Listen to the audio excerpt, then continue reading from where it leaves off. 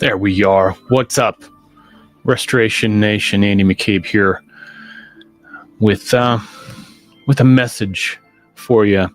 As you might imagine, being a public adjuster and an Xactimate expert, as I am running an estimating firm, I get some questions from time to time about collections and claims and how they're going.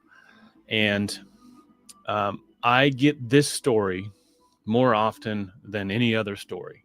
A guy called me today, and he was talking about State Farm fire claim. He's been working since January, and he sent an invoice in January, and it's a $550,000 loss.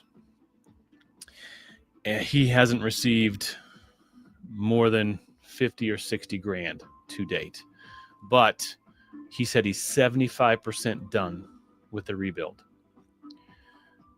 I know you can see the problem with that, but he couldn't see the problem because he was in it. And so many restorers find themselves in a very same position. And here's the position. You want to help. You want to do good work. You feel sorry for the homeowner. So what do? You take on way more risk than you should. You barrel ahead and do work and incur costs and build things back together before you've received any meaningful amount of money at all. That's a problem, folks. That's not how it should be. So my number one recommendation to him before anything else, I said, you need to stop that job today. You're 75% done. Great. Lock it up, take the keys, and tell everyone you'll be back as soon as you are paid for the work you've done and you have a deposit for the work you're about to do. Restoration companies should not have to be banks. And I don't care if I don't care. There's no other way.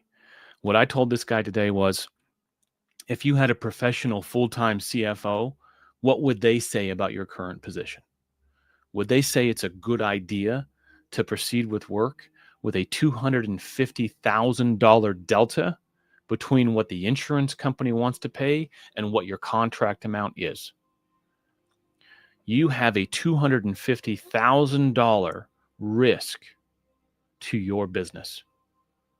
He was complaining about this collections issue on $30,000 mitigation he did. And I said, well, that's nothing compared to a $250,000 receivable on work you've already done. Yeah, you can file a lien. Great. It might take you 2 years to get that collected if you have to file suit.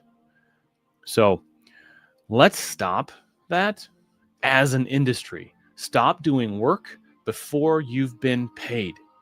Mitigation is a slightly different animal, but I think you should take deposits every single time. And the deposit needs to be substantive. It needs to be meaningful in the scope of the work you're about to do. You don't want to do a $100,000 mitigation on a hope and a prayer and a handshake and a $500 deductible. That's dumb, people. That's stupid. So, for what it's worth, don't get out over your skis.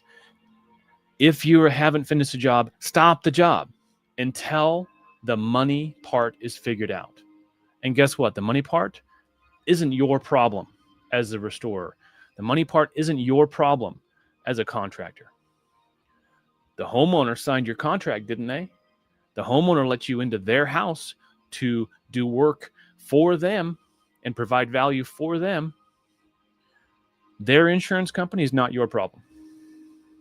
I'll say it 1,000 times. I'll say as many times as it takes, people. If your client is having problems getting paid by their insurance company, that's their problem. For too long, we have sat here and tried to coddle these insureds and shield them from the claim process to our own detriment as an industry. So can I get a amen? Can that stop today? Hey, I got a thing coming up at the end of the month. Pretty excited about. Stay tuned.